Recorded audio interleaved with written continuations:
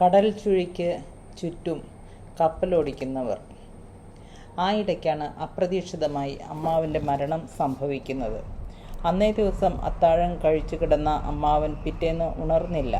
ഉറക്കത്തിൽ ഹൃദയസ്തംഭനം ഉണ്ടായാണ് മരണപ്പെട്ടത്. മരണം കുട്ടിയമ്മയെ വീണ്ടും തളർത്തി കളഞ്ഞു. ജീവൻ പറിച്ചെറിയുന്ന വേദനയോടെ അവർ കരഞ്ഞു. വീട്ടുകാർക്കും നാട്ടുകാർക്കും അത്ര പ്രിയപ്പെട്ടവനായിരുന്നതിനാൽ അമ്മാവിൻ്റെ വേർപാട് എല്ലാവരിലും വേദനയുളവാക്കി. അമ്മാവൻ്റെ മരണശേഷം അമ്മായി കുട്ടിയമ്മയോട് വളരെ അസ്വാഭാവികമായി പെരുമാറാൻ തുടങ്ങി. കുട്ടിയമ്മയുടെ എല്ലാ പ്രവൃത്തികളിലും കുറ്റം മാത്രം കണ്ടെത്താൻ തുടങ്ങി.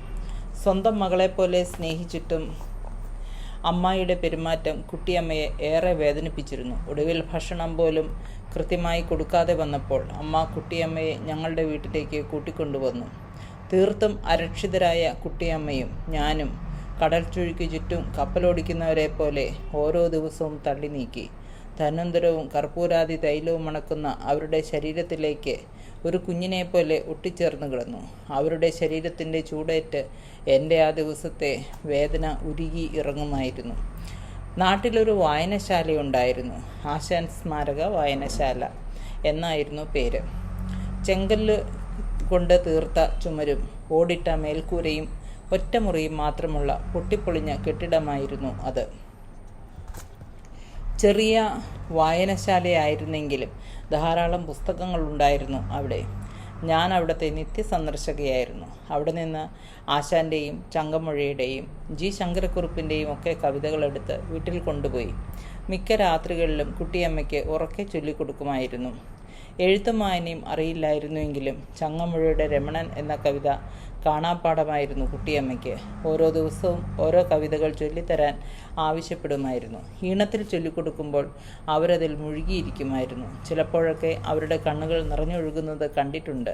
വായിച്ചു കൊടുത്ത കഥകൾ കേട്ട് ബഷീറും ഉറൂബും SK പൊറ്റക്കാടുമെല്ലാം കുട്ടിയമ്മയുടെയും പ്രിയപ്പെട്ടവരായി മാറി. ഉറൂബിൻ്റെയും ബഷീറിൻ്റെയും പ്രണയകഥകൾ കേൾക്കുമ്പോൾ പണ്ട് അപ്പൂപ്പനോടൊപ്പമുള്ള ദിവസങ്ങളും യാത്രകളുമൊക്കെ ഓർത്തു പറഞ്ഞ് കുട്ടിയമ്മ വാചാലയാകും. കൂട്ടത്തിൽ ഞാൻ ജനിക്കുന്നതിന് മുമ്പുള്ള ഒരു വിചിത്രമായ കഥയും പറഞ്ഞു തന്നിരുന്നു. രണ്ടുപേർ പ്രണയിച്ചതിൻ്റെ പേരിൽ അടിയന്തരാവസ്ഥ പ്രഖ്യാപിച്ച ഒരു ചരിത്രമുണ്ടായിരുന്നു ഞങ്ങളുടെ നാടിന്.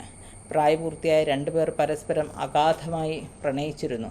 അവർ ഒരേ സമുദായത്തിൽപ്പെട്ടവരായിരുന്നെങ്കിലും ബദ്ധവൈരികളായിരുന്ന അവരുടെ കുടുംബക്കാർക്കത് സഹിച്ചില്ല.